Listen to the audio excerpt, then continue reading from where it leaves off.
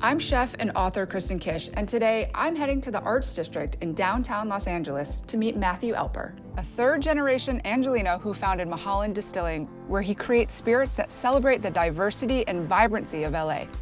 He'll tell me about leaving his hometown, show me some of the spectacular sights that brought him back here, and together we'll make some fabulous cocktails. We all have an affinity for where we're from. We live there, we grow there, we make memories, and dream big dreams there. Where did you even start? And then, at some point, we push past its boundaries to explore the world beyond. Sometimes we put down roots in a new place. Other times, we choose to take the road back home.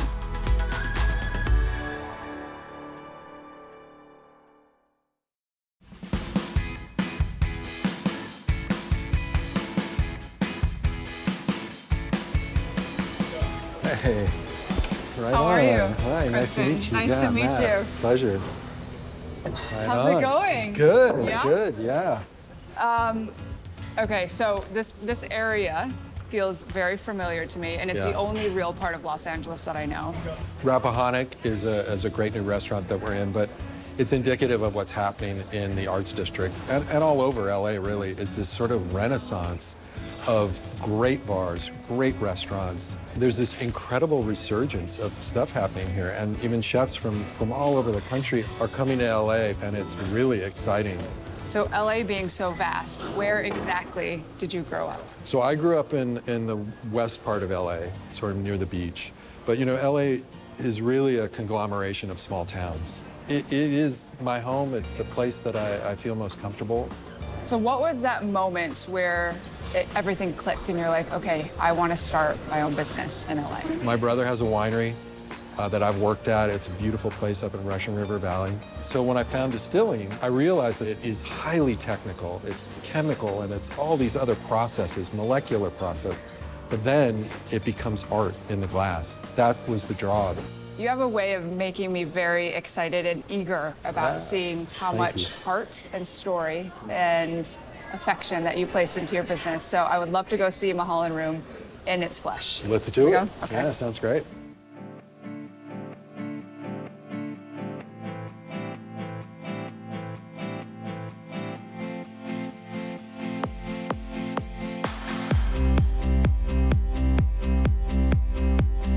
Although Matt has traveled extensively, I can tell that he takes pride in being from Los Angeles. We're heading to the Mulholland Room, a private salon and watering hole in the Arts District that Matt co-owns with his business partner. He says it's a true reflection of their brand and their travels. I cannot wait to see this place.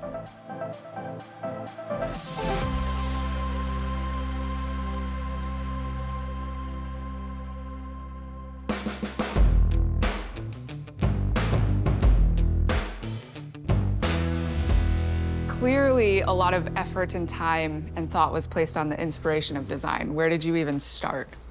You know, it was a raw space when we came in, but we really just wanted to create something beautiful and a place that we would want to come drink and hang out. Some of it is our furniture and some we bought, and our friends gave us some art, and here we are. So it's a combination of a lot of community and friendship pieces coming together.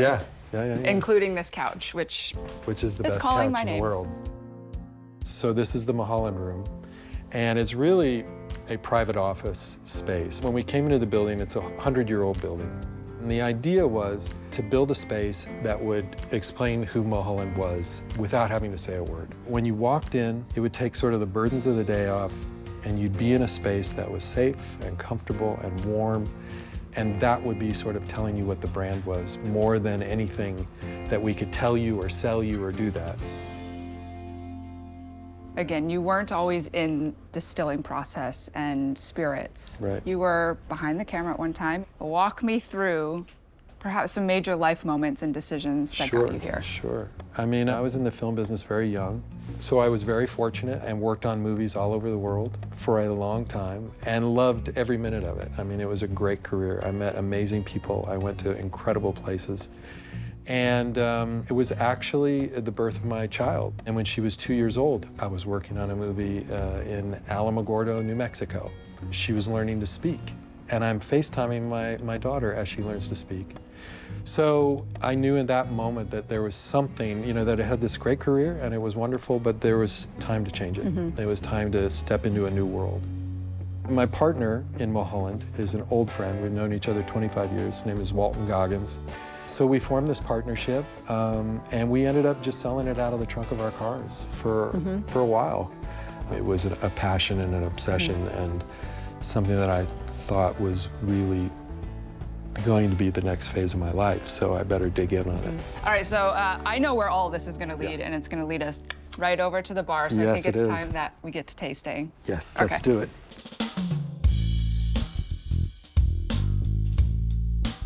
I can tell that the Mulholland Room really is a true representation of what Matt loves about Los Angeles. I'm done driving for the day, and I think it's time to make some drinks.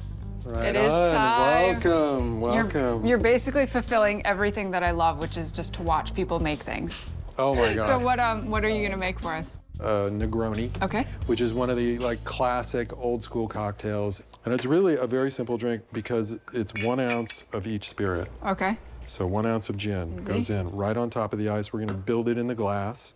So we do 1 ounce of Campari. Okay. So it's just alcohol. Yes, pretty much. Pretty That's much. all booze.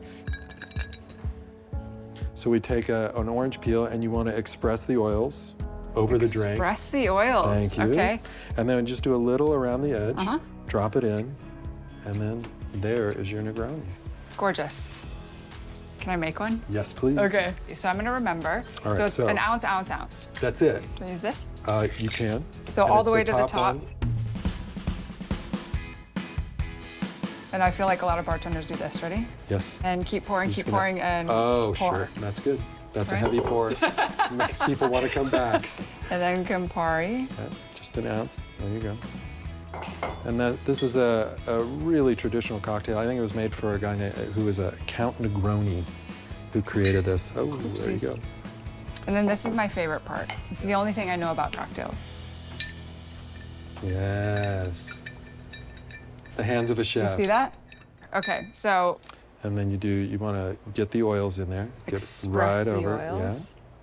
You know, because smell is part of it too. You're going to smell the orange right before you sip the cocktail. Okay. All right. You have mine and I'm gonna have yours. Okay, fair enough. Cheers. Thank you. Cheers. I mean, classic. Classically delicious. There you go. So, what is the vibe of Mulholland? You know, we talk mostly about spirit, creativity, soul. You know, I think one of the things for me about Mulholland is Mulholland Drive, which is this famous road up in the mountains that kind of connects old LA to new LA. And from spots on it, you can see the past and the present and the future of LA. You know, the scenic route. And it's not just about getting there, it's about being where you are. So, this gin, delicious. Thank you. I will always have a memory of a Negroni with you because I've never had a moment like this with a cocktail. This is really fantastic. Beautiful. Thank you so much. Cheers. Thank you. My pleasure. Everything about the Mulholland Room and the Arts District accentuates the true resurgence of downtown LA. There's a lot more to see, and I can't wait to come back.